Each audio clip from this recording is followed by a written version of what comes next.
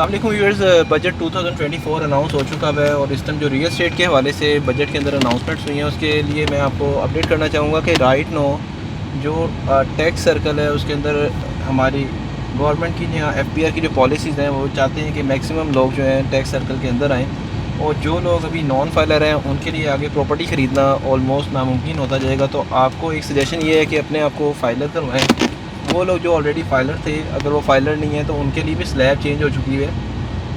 होता ये है कि एक टाइम होता है, डेडलाइन होती है आपको टैक्स रिटर्न फाइल करने के लिए और सम टाइम उसमें डिले आ रहा होता है। तो लेट फाइलर के लिए भी अब जो है चार्जेस की स्लैब चेंज हो चुकी है। अगर आपने एक जो फिज़िकल ईयर है उसके अंदर टैक्स फाइल नहीं की रिटर्न और आप अभी वेट करना चाह रहे हैं तो आप लेट फाइलर हैं। तो लेट फाइलर में भी अब आगे से आपको जो है टैक्स की स्लैब चेंज होगी।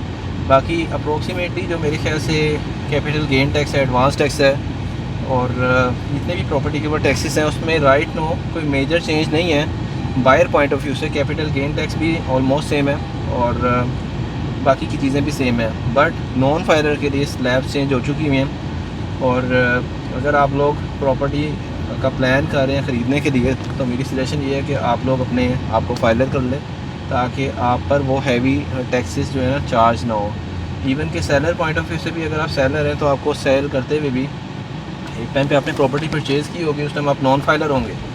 बट अब जो चेंज हुआ है टैक्स के स्लैब्स का तो उसके अंदर राइट नो सेलर को भी फाइलर होना ज़रूरी है, अदरवाइज़ एक हैवी अमाउंट आपको टैक्स की पे करनी पड़ेगी।